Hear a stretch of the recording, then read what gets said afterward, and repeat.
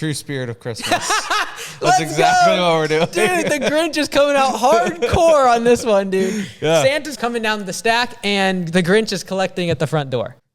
Sweet. Been on the story road trend. I like it. Increase my followers by 25% in the past. Oh, dude, let's go. Increase my followers by 25% in the past month by just like posting stories more often. I like the stories. They're good. Do you think it's because of your little like candid snippets? I have no idea. I think it's just like I never post on. I've never paid attention to it. Mm-hmm. So we're changing a little bit of stuff in the content. You won't be seeing like snippets of the turnarounds anymore because it's too hard to actually create a story in a minute on like a 40-minute episode that we cut from 4 hours. Right. And it's usually like out of context, or it's hard to actually like make a story. So we're changing all my stories. All the shorts are going to be business related and more story based. So the hard part for me is the people that watch the shorts will usually know who I'm talking about. Mm-hmm. But and so in their mind they think I'm sharing all the information, but it's just to them that they're gonna know that I'm talking about them because I talk to them. So like what I'm thinking is like now every day usually I talk to like 20 to 30 business owners in Augusta, etc. And so I figured instead of trying to make little like tips and tricks, I'll just tell stories, and I won't say their names. I'll keep it anonymous, but like I was like. In my mind, it's like, here's what I learned today. So when I'm driving, it's like my time to think. I like it. And so if I'm like, just listening to a sermon or a podcast or whatever, I can just like pause it and be like, hey, this is what I'm thinking about right now. I'm just gonna shoot it. So yesterday I made like 8 of them. I'm like, hey, let's like try this for a bit. It's not gonna like take off, but my audience will like it more. Mm-hmm. And what's cool about stories is I can see how many people like it and who liked it. And so I was able to test that and be like, okay, the amount of engagement like 5x'd. Right. Because I started sharing things that were actually meaningful and useful instead of just like random stuff. Yeah. So we're going to try it out. It's not going to be high view count, but Alex is like on this kick and I'm following behind him. Yeah. I love it. To your point, you always say like, replicate instead of iterate. Yeah. So Alex is obviously like the person I've really followed and I'm close in his inner circle. So I want to kind of like stick to that. He's been using that phrase a lot lately. He's been like doubling back down on it. Yeah. I've enjoyed it. And like almost every piece of content, he has said something along the lines of replicate before you iterate. I think the reason that it's so difficult to actually say and do that is the fact that it takes the level of humility to realize that you're going to copy someone else.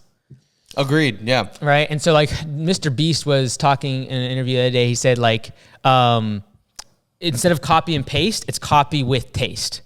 Right. So instead of ripping someone off and copy and pasting their work, like copy what's working and then just add your flavor, add your perspective, add your unique spin on things. Yeah. And so, what Alex has done really, like I know his original, he's taken out their names more recently and it's smart of him to do that because he's far eclipsed them. But like, when he says a mentor, if you go way back, you can figure out who those people are. Yeah. Like whether it be Grant Cardone or Dean Graziosi or Andy Frisella. Yeah, he mentions his name still. But Snap, ClickFunnels guy. I can't think of his name. Oh, dude, I'm listening to his stinking book. Yeah, if you just click funnels, it'll come up right out. It starts with a D.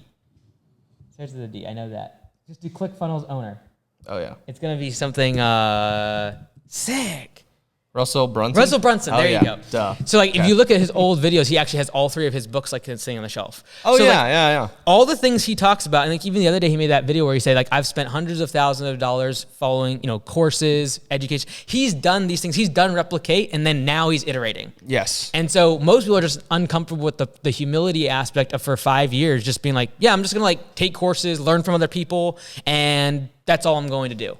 They think they have to create something new and fresh, and it's like it is humbling. And like this is the part, like if Alex can do that at his level, like it's stupid to be like, oh, I'm like kind of doing this myself. Yeah. And it takes a level of humility. I get that. And so like when you say it at franchise training, like I think back to like I expect of the owners inside of Augusta Nation to replicate before they iterate. I need to be doing the same thing. Gotcha. And so whether it be following Alex and I know sometimes when you say this sort of thing, people think you're in an echo chamber. But for me, it's always served me well when I go really, really deep with one person. And so whether it be like I literally got his coach and like the person that he works with, his business partner to help me.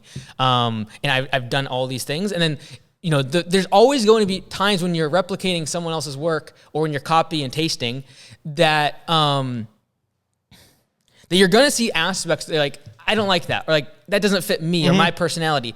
But it is a matter of saying that that does not take away from the formula. It doesn't take away from the recipe. And so, I think it's first replicate, and then you can iterate and be like, hey, like this part doesn't fit me, or like I would do better. This doesn't my personality, whatever. So anyways, I'm going very deep on, I have for years, like really since we started the franchise.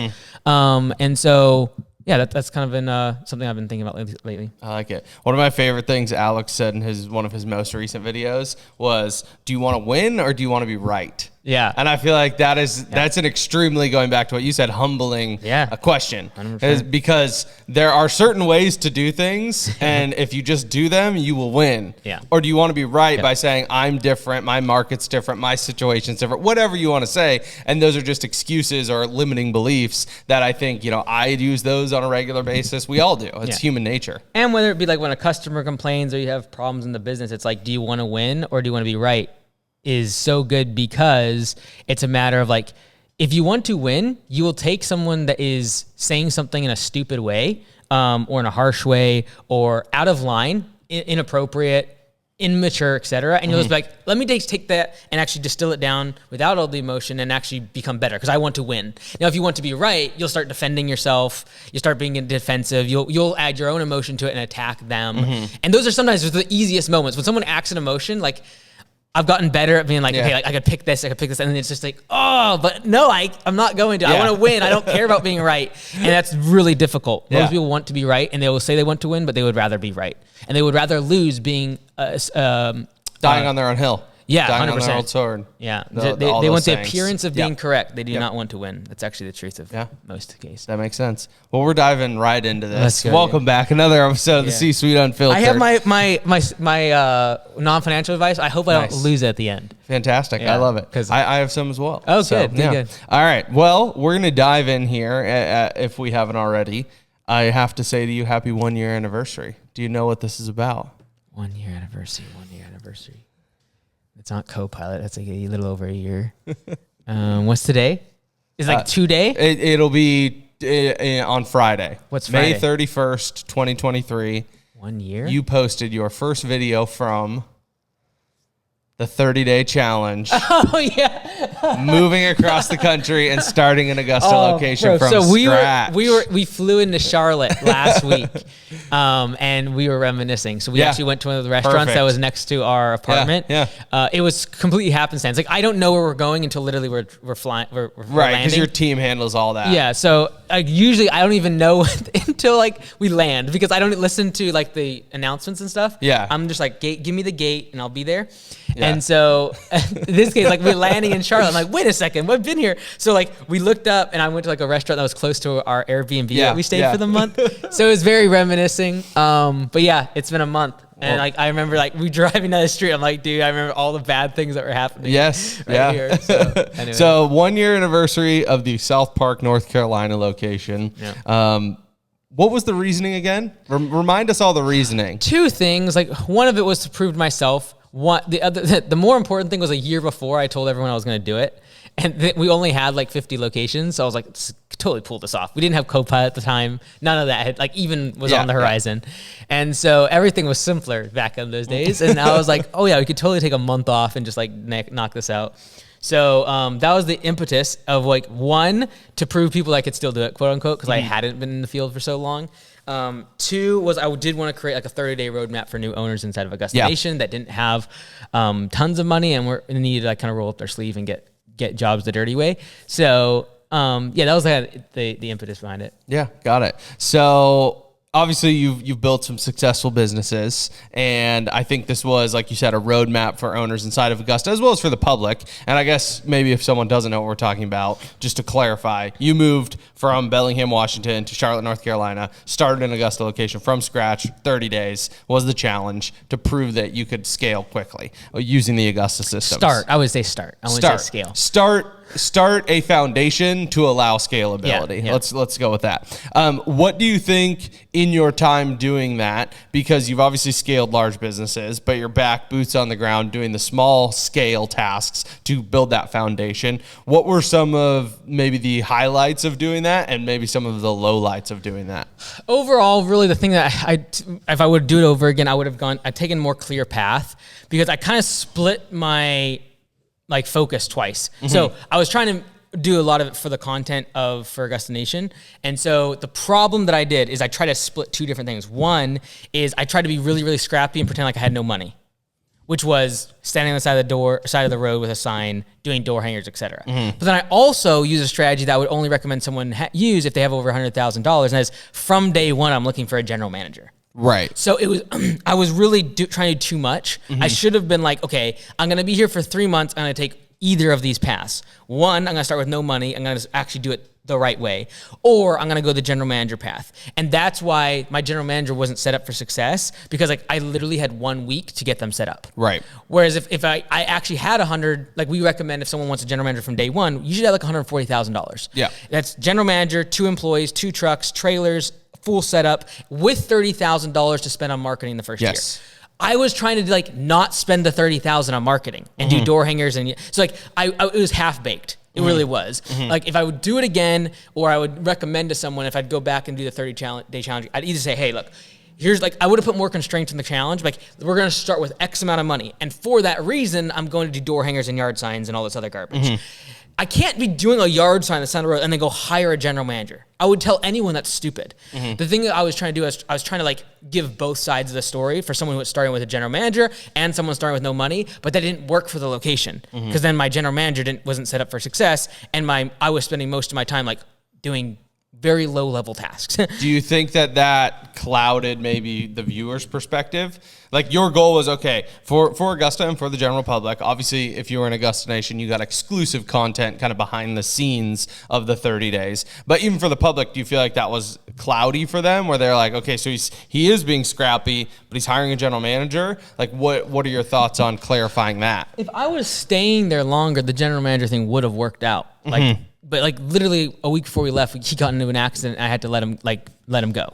So, remember that I'm trying to be delicate with people on the show. So if it's delicate, if you're like, man, he really treated him nice, just remember, behind the scenes, I am a little bit more ruthless and cutthroat. But I'm not going to publicly say stuff. Yeah. So, the goal is never to make the team feel like if I'm going to dole out,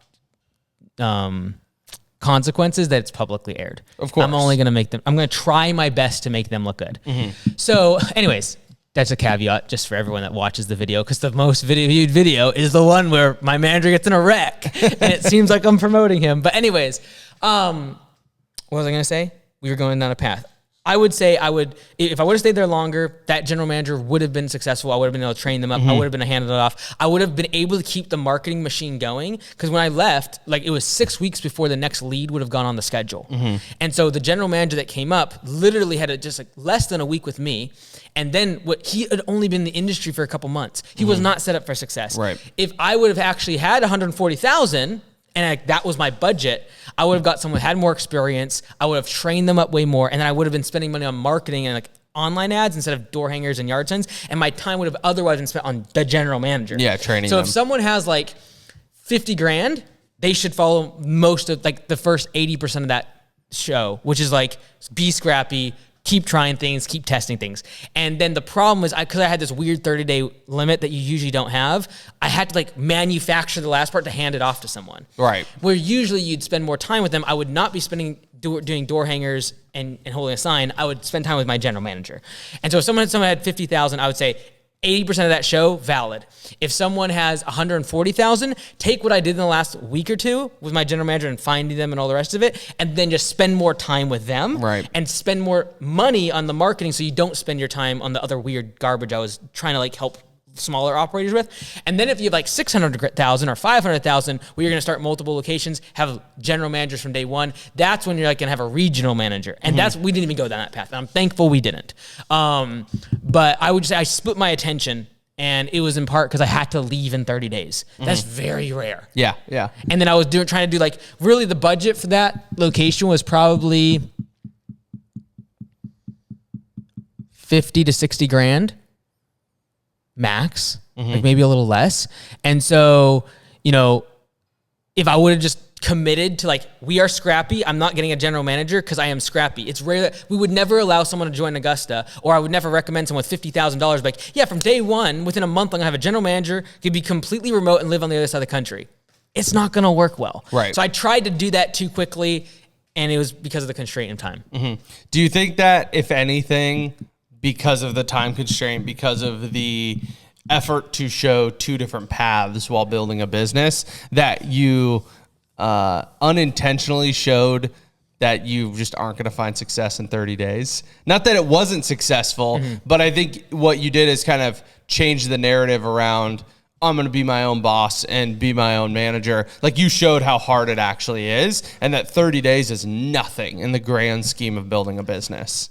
In part, I would argue if I would have chose a path from the get and actually been more intentional, like, hey, the objective of this location is not to get to, what was it, $300,000? Like, so basically $1,000 a day. Yep. It's not that. It is to have a general manager be running this location and being profitable within 30 days. It's a completely different objective, because if that was the case, my budget would go up. I would have spent money on marketing, and then I would have spent literally 3 weeks with my general manager going over whiteboard stuff, going over training. They would have been in with me with the truck. I probably worked with my GM for 1, maybe 2 days, like in the field. And they didn't have a ton of experience, because like my budget, I was trying to play this weird budget game because I knew that's where most people would start. Right. And if I went immediately to like hiring a general manager the first week, people would be like, I'm out. Yeah. So I kind of did both. From a content perspective, it's what I needed for Augusta, because I wanted to see that last week where I was trying to find a general manager and all like the hiring process, and then crazy stuff happened with the accidents, like switching that all of a sudden. That was actually a really good snapshot of what it's like to start multiple locations. Your general manager, you got to figure that out. If I would have had more time, that the manager that we brought in would have just crushed. Unfortunately, the manager went on to move to the NBA, and like he got an offer. Did you hear about this? Yes, yeah. So that stinks from the business perspective. But you know, he would have been super successful if I would have had more time with him. Right. You can't expect a GM, I would say, in a week, and I can't expect in a month for a location that has a $40,000 to $50,000 budget to then the owner moves away and never talks to the GM again. And so I would just, if I would do it again, I would say I would do a 30-day challenge. And if you look at the comments, people are like, this is not fair because he's starting with like all this money on a truck, and like no one starts with that. Yeah. I would have started with like actual scrappy and actually Right. played that game. But the problem is, like, I needed enough money so I could show the other part. And so it was a weird hybrid. And if I would do it again with less views, I'd probably be like, hey, the budget is $150,000. The goal is not to get any sort of revenue. It's for me to leave this location with one full-time employee and a general manager fully booked. Right. And like, who cares about revenue? Who cares about the budget? Because like, I'm going to spend a ton of money on marketing so I can spend time with my general manager and not be doing door hangers and yard signs. And so it was just kind of both things. But I only had 30 days, and I wanted to show the GM part because I know that's helpful for owners of Augusta that are starting multiple locations, because it's the hardest thing to go from one location to two. Yeah. Do you think that there would ever be another challenge you do like that, but it's focused on the latter? No, dude, it's so difficult. Dude. It's so hard from a time perspective. Yeah. Because by that time we were ramping Copilot. Augusta had 100 plus locations. We were revamping AI stuff with Max. Like literally 80% of my day was I still had to operate. Yeah. And so, you know, tons of Zoom meetings. So like, I'm out doing estimates, like doing Zoom, and like there's bad service in parts of Charlotte. So like, I quickly had to navigate that and like realize where there's service and not. But it was just like no sleeping for a long time. Yeah. Well, happy anniversary to that. Thank you. Not actually, like when we were there, I was like, dude, it was so bad. Like I'm like so grateful time's over. I didn't even talk to you like that whole month. I know, dude. Like, you're right. I was like, I know you have so much on your plate. I'm just gonna keep crushing my stuff and not bother you. Yeah, you were doing a lot during that month too. Well, would you? Simple question. Yeah. However you want to define it, would you define it as a success? The 30-day challenge. Yeah, because like my main objective was to give a 30-day roadmap for Augusta. So even like publicly, I shared a video, but there's twice as much probably 3 times as much content that I create each day for Augusta. And like when they join, they get the 30-day roadmap of like the behind the scenes. So they see the public video, like what happened, and then they see me like explaining it, what I did and the numbers and all that sort of thing. And so that to me was the most valuable.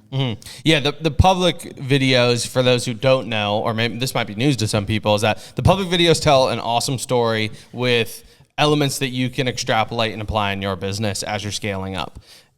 What Augusta got was like the very raw, slightly emotional numbers and like late nights between 11 p.m. and 4 a.m. each night, making a video. Which that is not that what you put out publicly wasn't reality. It was. You do your best. Your team does their best to make sure they're always demonstrating the reality. But you have to throughout a storyline. You have to create a narrative to keep people engaged with your content. But we also inside of Augusta got the very raw side of building a business, and that holds a lot of value too. Because not that you don't share that publicly, you do, but that was just an extra level of depth at which you shared, which was very beneficial. So I would say that alone was successful. Yeah, like really, like if I would have been able to stay there, like in one way, dude, I was so ready to get out. I was so drained. Like on the video, it was so hard, dude, to like just keep a good face and like try to keep plowing through and like take all my meetings. But I was dead. Like when we were coming back, like Zach and I were both exhausted. We just want to get back. But if I had 3 months, dude, we could have crushed it. Yeah, like, totally. What you cannot take away from the challenge is the fact we were literally,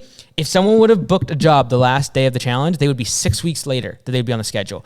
6 weeks is like literally how far out we were booked. We were consistently making $1,000 a day. Like that can't be taken away. And so that's where I'm like, okay, if someone actually follows this 30-day roadmap, actually gets as boots to the ground as I did in terms of doing all the door hangers, doing all this stuff, they will be successful. So I'm like, check.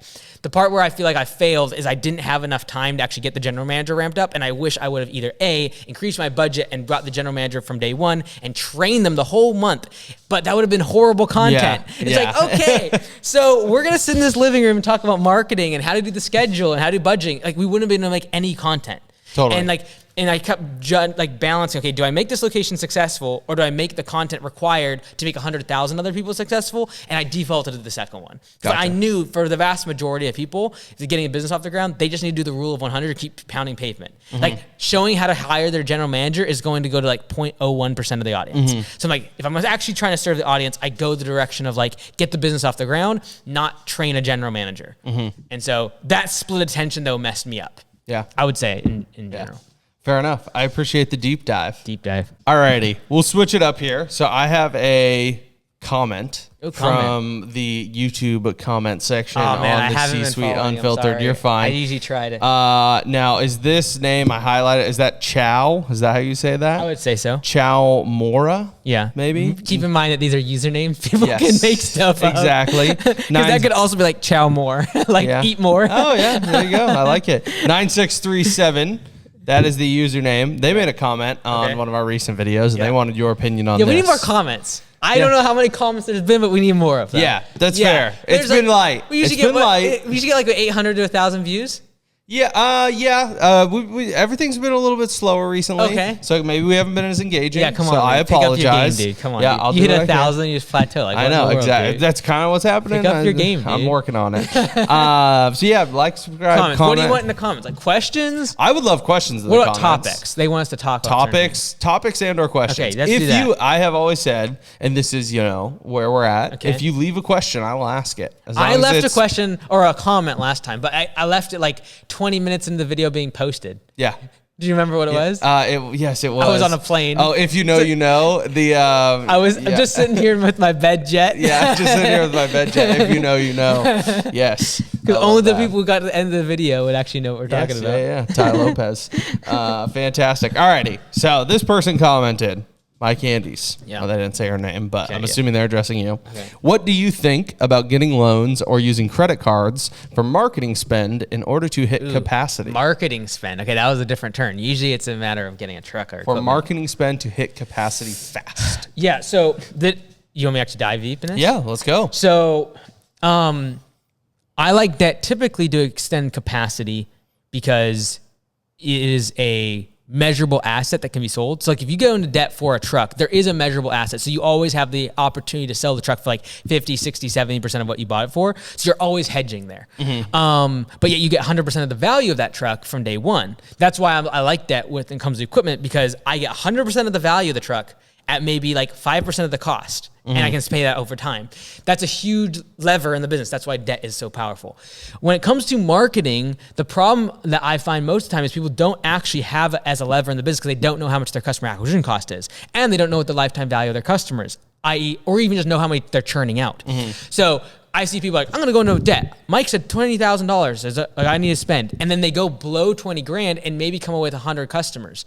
20 grand divided by 100 is $200 customer acquisition cost. Yeah. Great. We just need to know that number and then be able to make sure that makes sense. You're like, well, it doesn't make sense unless I keep customers for like at least a year or two if I'm doing recurring services, or I sell them all a $5,000 project. Okay, well, maybe we should split this budget to be able to fill your schedule with profitable work with projects. And then instead of going after 100 mowing customers, let's go after say 70 or 80. And then that will be the recurring revenue that keeps you through the off season. So most people don't know their customer acquisition cost. They haven't run ads on Facebook and Google to know, okay, I am getting leads at 20, 30, 40 bucks. I am closing 50% of them. My customer acquisition cost is $80. Okay, it changed because last month it was 50. Now it's 80. Why? Oh, we're getting out of spring rush. Okay, should I switch now from pitching from one service to a different service because of the seasonality of it? So most people don't know that. And so the confidence I have in saying go buy a truck even on debt, I have this huge hedge in that it has an asset value.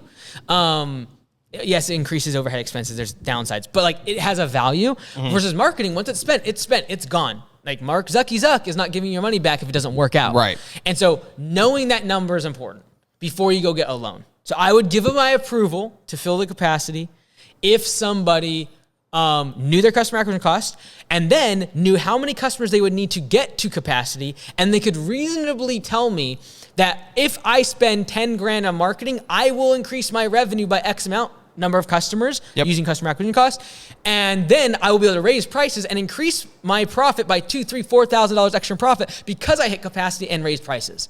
That's when I start having good thoughts about that sort of situation. Most people don't actually know what their customer acquisition cost is. I have heard people say on stage the weirdest stuff, and I'm just like, I'm not going to ask you to prove that. Like, I need to see the actual ad. I want to see what your cost per click is, your cost per lead, and your customer acquisition cost. I want to see your close ratio. And then that number is what you can work with. And that changes literally week to week. Like in the Augusta Nation, we see this massive drop for about 2 weeks. Why? Because like everyone, it's Memorial Day, graduations, and for 2 weeks, people check out. People are getting off school, etc. We know that comes back, but that's usually a pretty good indication of when people switch from spring rush recurring work to wanting to focus on projects in terms of our marketing spend being most effective. So things like that, not knowing that is what leads people to going into debt that they will never get any sort of asset return on whatsoever. That was a very long answer, but it was good. I'm surprised you didn't say something before getting loans or using credit cards for marketing. Oh, like pre-selling. No, this is a Mike Andy special, especially inside of Augusta. Wait, what? Before you spend a single dollar on marketing, you should always... Okay, I'm assuming this is a new business. Right. Okay, I'm assuming it's a new business. Gotcha. Got it. You're saying it's an existing business. Yes. I don't know if he's an existing business or not. Yeah, you're right. Like this is why context matters. Yes. In this Mike Minutes Mastermind. If you give me your real name, we can work with you. Okay, so assuming someone actually has a business, because it sounds like, because he said it's to hit capacity fast. I took that as I already have assets, I already have employees. Okay, great. I need to hit my capacity. Context matters, baby. That's how I took it. Yeah, that's great. So like in this case, obviously, like my first word is, have you tapped out one-click estimate emails? Are you upselling every single customer? Yes. Are you doing all the things that you should be doing that cost $0? Because if you're not willing to do that to warm leads, people in your database, why are we spending money on cold traffic, right? So yes, that would be the asterisk if you have an existing business and if you have a meaningful database. Because someone might have an existing business, have 20 mowing customers and maybe 150 people in their database. That's going to be more difficult to like scale up. Right. Because if you did a one-click estimate, well, you might only get 1 or 2 estimates. That's not going to like fill your schedule to capacity. So, yeah, that's what I would say. Assuming you don't have 1,000+ people in your database, et cetera, assuming that you already do one-click estimate emails, you already have exhausted the reach out to warm traffic, then then everything I just said would then apply. Yeah. I'm just checking. I know, you're right. That's always context matters. That's always what I would recommend. Obviously, That's why you can't clip one piece of what I say. Yes. People have done this. And they're like, you said X, Y, and Z. I'm like, yeah, but I was talking to a $2 million business on that turnaround, and you don't have any employees. Yeah. Anyways. Yeah. No, that's fair. No, I think it's a good take. I think there are times where you can leverage loans. It is a lever, right? Mm-hmm. Loans or credit card debt in order to expand the business. I think what people need to really game plan, and I have talked to some owners in Augusta, owners that have been with us for 2-3 years, where we created a game plan to get them to pay off that debt as soon as possible because they took out loans or credit card for either assets or marketing. I think, sure, do it. Take Mike's advice. There's a lot of variables we don't know, but have a game plan for how you're going to pay that off before you take out the loan, before you use the credit cards or max things out. Yep. That would be my piece of advice. And if you have no idea what you're doing, that's fine. You're just going to have to pay the ignorant tax of working crazy amounts of hours and making a bunch of mistakes. And that's okay, because that's what I did. Yeah. Fair enough. You had something on the mastermind. This is not directly related, but somebody asked if they were saving up cash to start a second location. They're like, what should I do with it?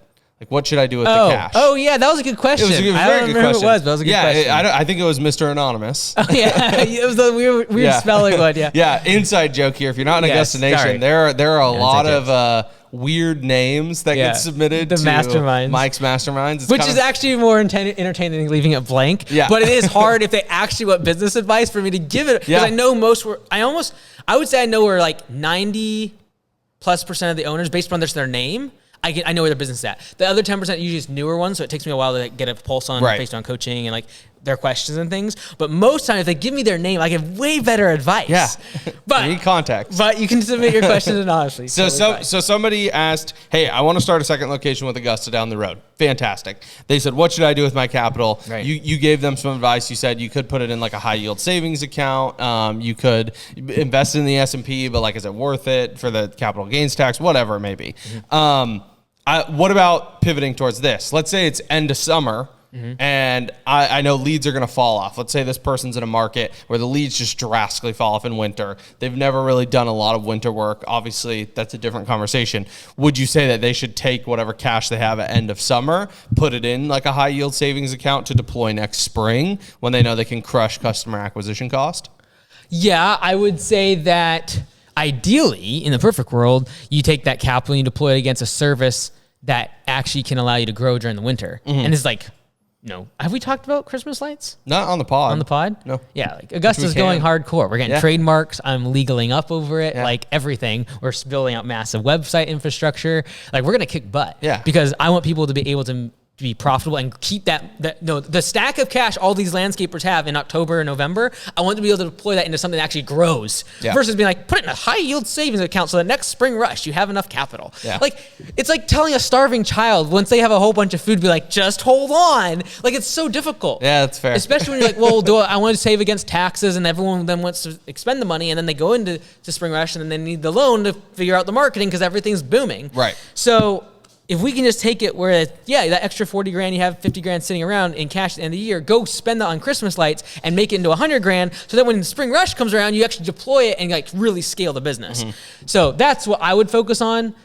If you're like, hey, I'm not doing that, or I'm going into lockdown mode, which is another track inside Augusta during the off season, that would be, again, yeah, sure, great. Like, lock up the money so you don't touch it. But I would rather, like, if you're trying to grow, go spend the money on growing the business. If you're in growth mode. If you're in profit mode, then like you're siphoning cash off anyways and putting it somewhere, whether it be a high yield savings account or S&P 500. I don't really care. The context of that question was, do I want to take the risk of the S&P 500 dropping 20% versus on average going up, say 8 or 10%?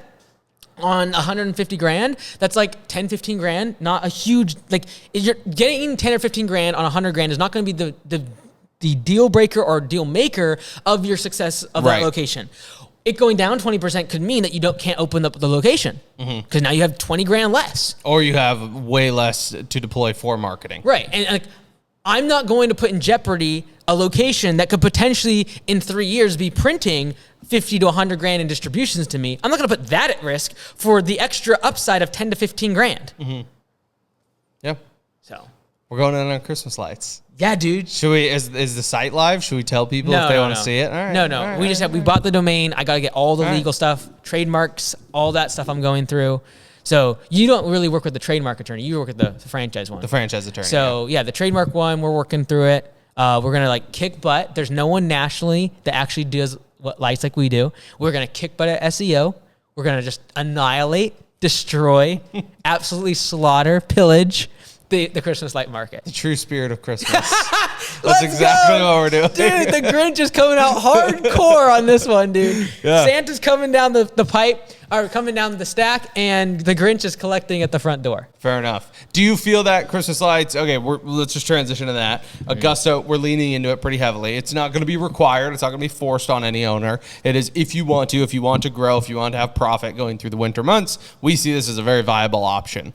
Do you feel that we're leaning into it because it is such an untapped market? Like, obviously people are doing it, but do you feel that it's what mowing was in, say, the 80s and 90s, where now it's just starting to become more popularized? I think that it serves the most ideal customer, because if you're spending money for someone to put up your lights, you have expendable money. Yeah. And so I think that these leads are worth money to us in the spring, regardless if we can sell them Christmas lights. Fair enough. Because they are our ideal customer. I also think that anyone who has their lawn mowed and their trees trimmed and their mulch installed for them is also an ideal candidate for Christmas lights. So really good cross sell. Mm-hmm. The challenge is like the whole rebrand part, and that's what I'm really working on, and making sure it's Augusta Christmas lights. It is not Augusta Lawn Care. It's a completely different website. It'll look differently. How do we rebrand all this stuff? Marketing, blah, blah, blah, blah. In my opinion, the reason that most lawn care businesses fail, and home service businesses in general that have a seasonality component, is the fact that they cannot figure out a service that actually works during the off season. Mm-hmm. And for the most of lawn care and landscaping has been snow. Well, snow is very intermittent. Mm-hmm. And whether it's global warming or just like the fact that we have trending of like more dramatic swings in weather, which stinks, because if you have more dramatic swings in weather, you could have 20 plows and then next year have 3 events. Yeah. And like that's worse than having no revenue. Yeah, because you have to equipment all the way up for it, and then the values of like contracts go down, because like they're like, oh, last year only came 3 times, we want to renegotiate the contract. It's so difficult, lots of insurance, etc. So I think that a lot of people, when we do this, and we're going to kick butt at it, we're going to actually crush it. In 3 to 5 years, this will become more of a normal thing for lawn care and landscaping, which I will love. Because people will start putting together Christmas lights and lawn care in their brain, like customers. If the whole industry follows us, which is fantastic, let's go. I'm happy about it. Mm-hmm. They will follow, and then people will start associating lawn care with Christmas lights more often. Mm-hmm. And when they search for it, guess who's going to show up? Ding, ding, so ding. That's our objective. It's like 3 to 5 years is what we just want to dominate the national market online, so that when the rest of the nation follows, which I'm super thrilled about the industry making more money. Rising tide. Like if you don't join Augusta, fine. You will see what we do with Christmas lights. Go ahead and copy us. Let's go. Mm-hmm. I want every customer in the world to think that if whoever mows my grass can also install my lights. That's a hard connection right now that doesn't exist. Yeah. That's why we have to do the whole rebrand thing. Mm-hmm. But in 3 to 5 years, when that is more established, and we have 400 or 500 locations, and then I have 10,000 other landscapers that are doing the same thing, and then the brand switch happens in the customer's mind, they will search Christmas lights, and guess who is going to show up, baby? Yeah. We're going to dominate, because no one else is doing national. There's other competitors that we have that do national lawn care and landscaping. Mm-hmm. No one does Christmas lights. We're going to slaughter, pillage. Yeah. I almost said a bad word, sorry. We're going to mess it up. Okay. We're going to go hard. We're going to go hard. That's a good way to put it. Are you going to go to that Christmas light training? The in-person one? I can't make it to that one. I'll be in Memphis though. Yeah. And I'm sure there'll be a lot of stuff around it. I was thinking about going to that Nick one is going. in the fall. Nick is going. Just because he's doing Christmas lights at his location. Yeah, just for education. Just so I can learn. Because I know nothing. Yeah. Like, I've put them up on my house, but like not at this level, not industrial size or scale. There is a new videos we put up on the dashboard, by the way. Training videos on 10-part series. Oh, really? Yeah. I just put it up yesterday. I haven't announced it yet. Cool. Let's go. I'll let everyone know today. Cool. I love it. Well, that's where we're headed. Any not financial advice for the people. You said you had some. So this is an actual real thing. Yeah. So this is my new little mantra. It came to me randomly. Don't know how it came to me. Oh, you have advice on videos? Yeah. Look Sorry, at you my apologies. No, you're good. So my non-financial advice is 3 words. All right. Dig, build, bury. Oh, yes, I saw you post Yeah, this. dude, that made so much sense to me. I don't know how it came to me or why exactly. Last Sunday, it just made so much sense to me. It's like the building the foundation is is not glorified. It is not fun or exciting because you literally dig lots of work, you build something, and then you bury it and you never see it. Mm-hmm. And like if you look at like a skyscraper, everyone looks up, but they don't look at the fact that it took like a lot of effort, time, energy, and money to go down in the ground, build something, and then bury it all. And it's not fun and exciting. No one will ever see the work you're putting in today. And in my opinion, the foundation takes 3 to 5 years to build.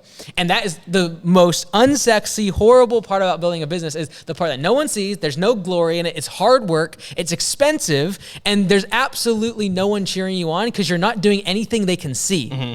There's no evidence of success to point to, and saying like, that's my skyscraper. It's not like, yeah, I'm building a skyscraper, right? So yeah, that was my 3 words of I like it. It's good. Advice. No, it makes a lot of sense. It really kind of is a new spin on, the overnight success theory. Like, right. People will look at you and be like, oh, this guy's an overnight success. And you're like, I've been doing this for years. Mm-hmm. Like, this is 10 years with Augusta. And even before that, I've been preparing to build, what we're working on. Mm-hmm. But yeah, just bury it. Yeah. And just know that it's not going to get seen, but it's the most important part. Yeah. Like the cool windows, the cool lighting, the LED on skyscrapers, that's what people look at. Mm-hmm. But the best part of that building is the fact that there's a foundation keeping it upright. And honestly, the building the foundation is so brutal and so hard and so painful, you actually don't want to talk about it. Mm-hmm. Right. It's like Alex talks about the fact that one regret in life he has is he wish he took more pictures when he was going through this phase. Mm-hmm. But the thing is you just do not want to even think about sharing or opening up or communicating about this area and what you're going through because it's so extremely painful. Yeah. So we're just coming out of Bug Hell with Copilot, right? And so even during that time, I only made 2 quick videos about how painful it was because you do not want to talk about it. It is crushingly difficult. Yeah. And so I did make one video. I'll probably share it at conference. I'll see if I can tie it into my talk. But it's me in my most demoralized, middle of the night, just everything is horrible, life is horrible, everything is broken. This is life is gonna die.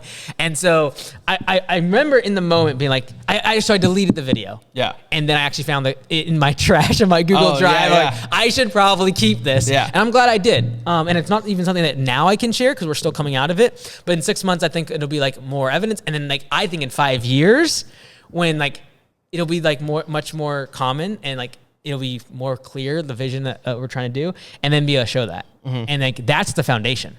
And without that, you're not going to see what we build in 5 years. Right. And unfortunately, most people in that moment, I was, you just want to give up, dude.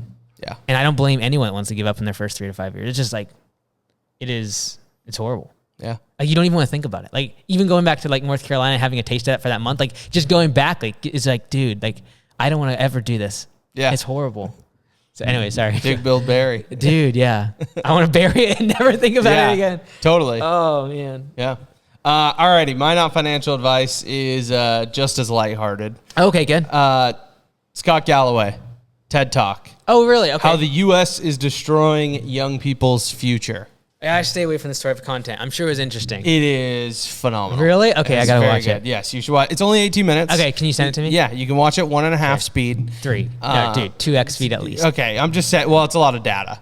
So, 1.5, 2. He's a slow talker, too. Yeah, a little bit. But anyways, phenomenal video. Okay. He was at TED conference at Vancouver, British Columbia a few weeks ago. Let's go. And I will say the audience, a lot of awkward chuckles and half claps. Oh, really? He's basically calling out all elites and the great transfer of wealth from young to old, and if you just look at all the data, it's not looking great for America's future. Okay. So yes, I don't like those. Yeah, but I don't agree with all of it. Oh, okay. But it's very thought provoking. Yeah. And then there's statistics on mental health and self harm. One of the things is self harm rates among teenage girls is skyrocketed since the .com bubble and since media went on social. And he's all these things are destroying our youth. Yeah. And also the financial well-being of our youth is in jeopardy too. I think it's gonna be great. I will watch the whole thing. My thing is I can't control that. It is interesting. It is stats, but I can't control that. The only thing I care about is people inside of Augusta Nation, my family, and people on Copilot. Yeah. And because that's the world I actually can actually move the needle for. And like being in pain and feeling horrible and torturing myself will actually benefit them. That I cannot control. Yeah. Like if I was like Mark Zuckerberg, I could probably attack some of those stats. I could change it. But man, I'm trying to get away from things like news. Like there's always bad things happening. Yeah. I can't fix them. So like it's just gonna be one massive dump of like problems, and I can't fix them. So like I don't want to even hear about them. I mean, I don't want to be tongue in cheek, but like that's why you have your civic duty to vote. And like I know it's stupid, but like I still like to try to believe in bringing it back to politics. I like to believe that we still operate in a democratic republic, right? And that your vote does matter. And it's when everybody thinks that way, that's when the system starts to fall apart, right?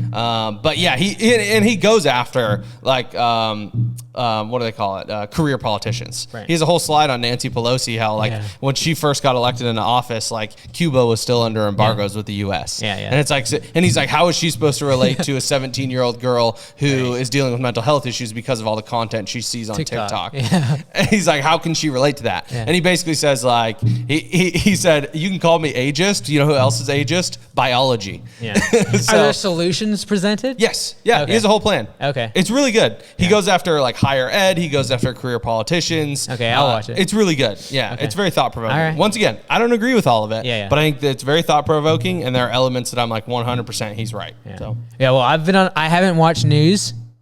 All news has been cut out for about 2.5 years. I will never go back, dude. Yeah, I know. Never. I don't want to see politicians' face on my news feed. I don't want to see tabloid stuff. I don't want to see the news that's going on in Washington. Like, I cannot control it. And it was like after COVID, I had to be really plugged in to know what's going on in every state. I was trying to help with the franchise advisory council for Anytime Fitness because like that was an industry that got obliterated. I was really worried about the fact that we only had like 10 owners at the time in Augusta Nation.